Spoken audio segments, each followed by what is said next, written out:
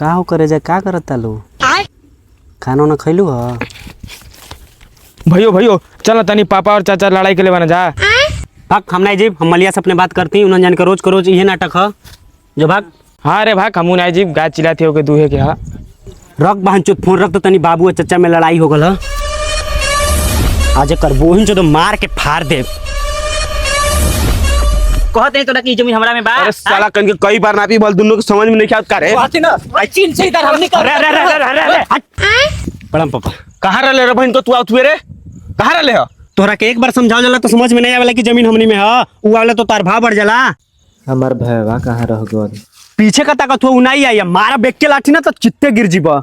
हाँ भैया इंजे बानी कहता खंतिया दोनों गड़िया में डाल दे। बाप रे सुनिए कि हमारे बाबूजी तू लाठी तान तर ले। हाँ अरे चल गलती हो गई आज पास सुनिए सुन गलती बोल तो खंतिया तेरे गड़िया में डाल दे।